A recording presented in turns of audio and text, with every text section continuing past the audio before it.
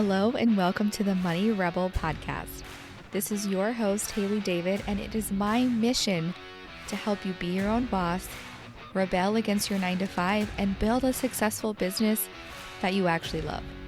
In my world, I believe that business gets to be fun, easy, and profitable AF. This podcast is your go-to guide to help you start and build a business that will pave the way for your dream life. Join me every week as I chat about marketing tips, business strategy, industry trends, and life as an entrepreneur. So if you're ready to play by your own rules, attract more dream clients, and build your business to 6 figures and beyond, grab a drink and let's dive in. Hello and welcome back. And also welcome to the Money Rebel podcast, formerly the Empowered Entrepreneur podcast. I am super excited because the rebrand is almost done. So we switched everything over from the Empowered Entrepreneur brand to Money Rebel brand. So I'm so excited to be bringing you a brand new season with the Money Rebel podcast. So you want to start a business, but you don't know what business to start. What we're going to cover in this episode are the different types of businesses. I'll be asking some questions and doing some coaching around the type of business you could start and you want to start. We'll also be chatting about different types of offers and businesses and then discussing the activity to do in your workbook. So, also something really special I did just for the season 2 podcast launch is I created a completely free workbook. It's called Think Like a Boss Workbook, and it is designed to be a companion to episodes 1 through 7 for season 2. The goal for the workbook was to really make it as easy and implementable as possible to get started creating your business today. So if you haven't yet got your free copy of the workbook, head to www.moneyrebelco.com/podcast or click the link in the show notes. It'll take you to the same page. If you want to start a business and you're a little confused on what to do and how to do it and like where to start, you're definitely going to want to download the Think Like a Boss workbook. Okay, let's dive in and talk about the different types of businesses. I'm going to split this up into 2 categories: local businesses and online businesses. So let's start first with local. The most common types of businesses are a local service-based business. For example, someone who owns a lawn care company or a photographer, cleaning company, website designer, basically anyone who provides services and exchange of money for services in a specific type of area, or they serve specific towns or locations or states. So that is my classification of a local service-based business. And then we have product-based businesses. A product-based business or retail business is someone who doesn't offer services but has different products for sale. And that is where their business is generating revenue compared to a service-based business where the revenue in a service-based business is coming from an exchange of services. So I'm going to chat about the pros and cons of each of those. So personally, I'm a little biased. For those of you who know me, you know that my first business I started in college was a local service-based business and it was a cleaning company. So I personally really, really love service-based businesses because the barrier to entry is so low. What I mean by that is that it's so easy to get started when you are selling services, and that is how your business is generating revenue. There was a really low overhead. There wasn't a lot of cost to start my cleaning business. All I needed was really the supplies and I was good to go. Same thing goes with a lot of services. For photographers, obviously you need a camera, but after that, you're good to go with maybe the exception of editing software. Website designer, you would need a laptop and the program you use to design the websites. Lawn care company, you would need the equipment to provide the lawn care services. Versus a product-based business, there usually is higher startup costs involved because you need the revenue to secure the products that you're selling, whether you're doing wholesale or retail. And if you have a physical storefront with a local business, then you're having to also pay rent every month or outright purchase a space for your retail store. I'll summarize. The pros of a service based business is that it's really easy to get started and it doesn't typically involve a lot of startup costs and money. I can't really think of that many cons, but one of the cons would be obviously you are essentially trading time for money. The pros for a retail business is that you're not trading your time for money and you get to sell different types of products and offer them for your people. And so the pros of having a product-based business like a retail storefront would be that you will get visibility through people walking past your store. Having a retail storefront helps with visibility. It helps let people know that you're there and people could just walk in and buy your product anytime. Another pro would be that technically you are not trading your time for money. The cons of a retail product based business would be that typically it does require more money to get started and a higher overhead regularly.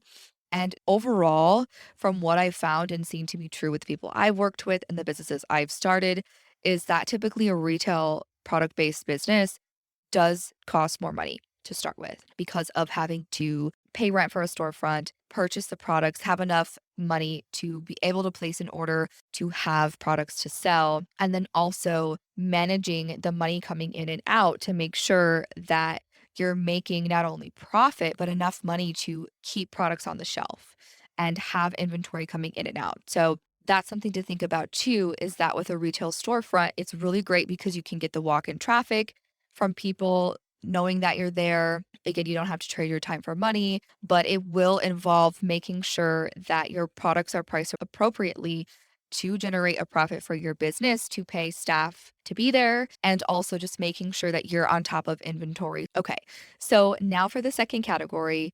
So we just covered locally based businesses, and now we're going to cover online businesses. So, same thing kind of applies. Online, typically, what I see most often are service based businesses and product based businesses. For example, online service providers might be a website designer who doesn't necessarily serve just a specific area, town, or community, but they serve anyone online and they meet with their clients and do their whole client process online. So, some examples of some online service based businesses would be a website designer, a virtual assistant, business coaches, life coaches, online educators, copywriters, branding specialists. I have even seen photographers offer and shift during COVID online options for their clients as well. Hairstylists, I've seen also provide education types of services. So, education is huge in the online world when it comes to service based businesses. And then you have product based businesses online. We all know that product based businesses online is like clothing stores, candle stores, like a lot of people do online shopping. So, I won't spend too much time on that. But an online product based business is just a business that is selling a product on an e commerce storefront or website. And that's where they exchange it. So, they don't necessarily have a actual physical location where people can come in and buy stuff. It's just a website where they're selling and exchanging their products for consumers to buy. So again, I won't spend too much time talking about the pros and cons for service-based, product-based in the online realm because it's very similar. I will say probably a pro of having a product-based online business is that you won't have the overhead of a storefront. So the startup costs might be reduced. But then when it comes to an online product-based business, you should be thinking about how am I going to get visibility and drive traffic and drive people to my website where your online storefront is, right? So that's something to think about is a local retail business that sells products, they do get to rely on having a storefront, having a physical presence that people could walk past and see, and that really helps with visibility versus an online product-based business where you really are relying on different marketing efforts and probably advertising to drive people to where you're selling your products. Very similar for online service based businesses. A pro would be, again, with any service based business, low startup cost, very easy to enter the market in whatever industry you're going into. And the other thing to consider too, if you're debating between being an online service provider or a local service provider, is that in an online service based business, you are also relying on a lot of online and social media marketing and website and driving traffic to wherever your business lives online. So, those are some things to think about. This is obviously not a complete list of all the businesses out there, but I just picked the most common ones that we see. Moving on, let's talk about how to find what you want to center business around. When you're thinking about starting a business, it's so important to ask yourself that question of, okay, what do I want to center this business I'm starting around in my life? A really helpful question to reflect on and answer is, what are things you value? Do you value freedom? Do you value your time? Do you value community and connection? This question is going to help you also determine what kind of business you want to start. Because, for example, if one of the things you value is being able to travel or be a digital nomad and live wherever you want to, then it might not be in alignment with that value to create a local business because you would be tied to a specific town or location because that's where your clients are. So I want you to really take some time to answer these questions and think about how you can use that to help you decide what business to start. And so again, if you don't have the Think Like a Boss workbook, you can head to the link in the show notes or go to www.moneyrebelco.com/podcast to get your copy because all of these questions are in there and you can take some time and print it or fill it out online to answer all these questions. So, the next question I'd like you to consider is, what does the ultimate version of your life look like? I want to encourage you to spend some time with this question and just maybe set a timer for 5 minutes and brain dump everything that comes to you. So, do you want to own property to be able to invest in real estate, have two houses, retire your husband? I want you to really dream big with this question because this is also, like I said, all these questions are really going to help you get so much clarity on what business would be in alignment with your values to start. Next question is, if you could live anywhere in the world, where would you live? As I was saying in the first question, if your value is freedom and being able to travel everywhere, it might not make sense to create a locally based business because you will be tied to an area. Next question is, what is important to you to be, do, and have for your life? So, to clarify that question even further, what is important for you to be? Like, do you have a mission of helping others? Like, what is important for you to be doing? Do you want to be giving back? Do you want to be helping the environment, helping animals? And what is it important for you to have for your life? Again, do you want to be able to have that flexible schedule where you can spend time with your family and your husband whenever you want to, right? And not have to work around certain hours or only have time for them in the evenings or on weekends. So, again, I really want you to sit with this question and I would recommend probably taking at least 5 minutes for each question and just brain dump the first thing that comes to mind. And so the last question is, what are your non negotiables? So, what are things that you're absolutely like, I will not do that, or like, I have to have that? I hope you're enjoying this episode so far. Make sure you never miss a show by clicking the subscribe button now. This podcast is made possible by listeners like you. Thank you so much for your support, and now back to the show. For example, for me, one of the reasons I retired my cleaning company was because my non-negotiable was having the freedom to travel and explore and go anywhere I wanted to. And I knew with my locally based business that I would not be able to do that to the full extent I wanted to. And so, obviously, if you are your own boss and you own your own company, you're still in control of your schedule, right? So, you can take extended vacations. And so, I'm not saying if you create a locally based business, you still can't travel and do all the things. You certainly can.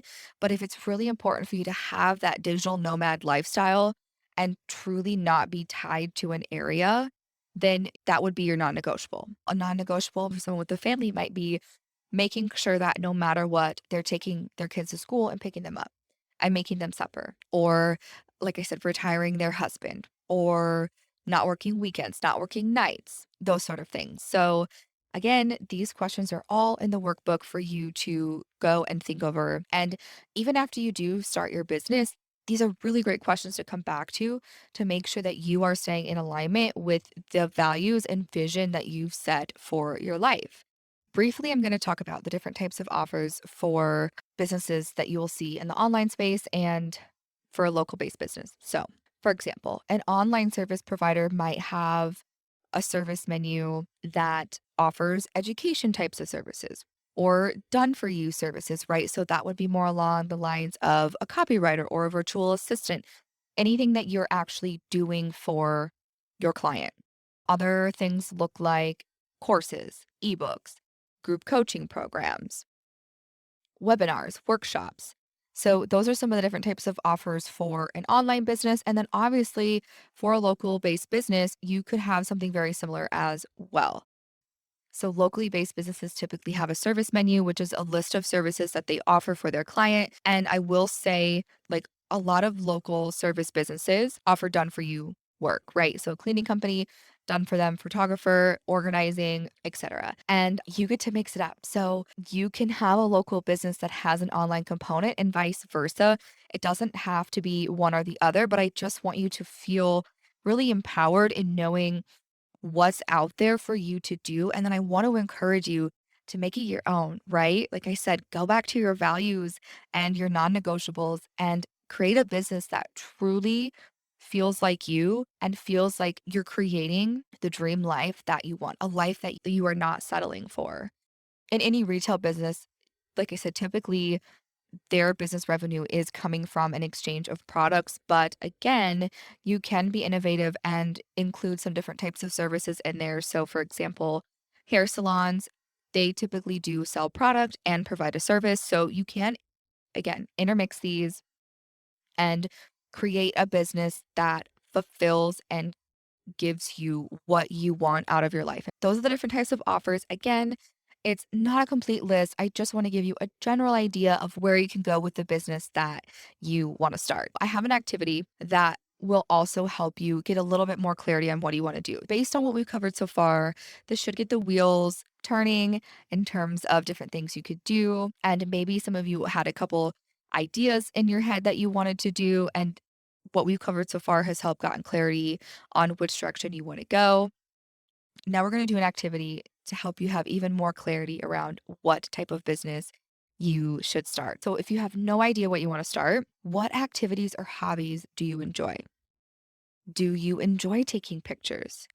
Do you enjoy making graphics? Do you enjoy creating schedules and systems and being really organized, right?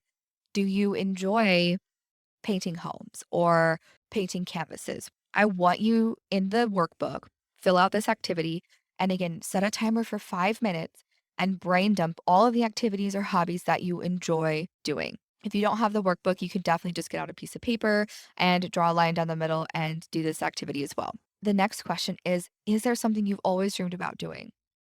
I know so many times before I started my online business, Money Rebel, I had always had a dream of like, I want to help women and to travel the world and live wherever I want to and do whatever I wanted, but I didn't think it was possible for me. And I know there's so many people out there who have this really big dream, but they count themselves out because they either don't think it's possible for them or it's too big or too far away. So, this question, I really want you to just allow yourself to write down that big dream that you have. So, what experience or expertise do you have in an area you could monetize? Do you love doing yoga and you're really good at it, and your friends are always asking you to help them with their yoga?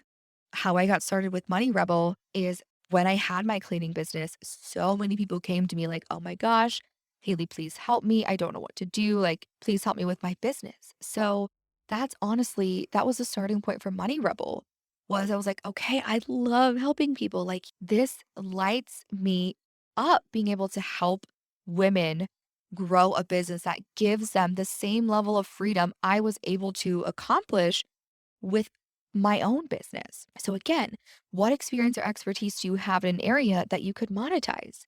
Do you build websites on the side? Are you really good at painting? Are you great at organizing? Are you great at taking pictures? I want you to think about what are some things that people ask you for help with or come to you to help them with. That's a really helpful question to answer as well. My next question is, what do you love doing? Like, what makes you just feel so lit up and excited and like no matter what, like whether you got 5 hours of sleep or three, you would still wake up like, yes, I get to do this. So now I want you to analyze what you wrote in each category and look for a common denominator. Look and see what crosses over into both categories. And that is going to be a really great starting point to help you like really finalize what business you want to start. The last question I want to ask you is really one to answer when you maybe have a couple ideas for the business that you want to start. And this question is really going to help give you clarity on maybe how to feel into which one might be the right one for you. So, with the business ideas that you have in mind, would you still want to do it if it took 5 years, 10 years, or 20 years to see success or to get to six figures or seven figures? Would you want to do it even if it took a little bit to get the desired result? That question is going to be really, really helpful. So if it's a no, then that might be a good indicator to kind of go back to these questions and either rethink it or go through it, or again, just take some time and take a couple days to feel into it, right? My top tip when you're just starting a business is don't let the unknown and fear keep you from starting. Okay. The thing about business and life is that it's constantly evolving. So be open to change. If your goal is to be your own boss, the first thing you have to do is just start. Start messy, start scared. It's okay to start and feel like you don't know what you're doing, but just start. So if you have an idea, but you keep doubting yourself, just take a couple steps in that direction and go from there. You can always change things. So your action steps are if you downloaded the free Think Like a Boss workbook, go fill out the exercise. Spend a good 20 minutes answering these questions and really allow yourself to dream big, and go deep. If you don't have your free copy of the workbook, click the link in the show notes or go to www.moneyrebelco.com/podcast and I'll see you on the next episode. Thank you so much for listening. If you enjoy this episode, you can help support the podcast by making sure you're subscribed, hit the 5 stars, and leave a review. Thank you so much, my Money Rebel family, for supporting the show, and tune in next week for another episode.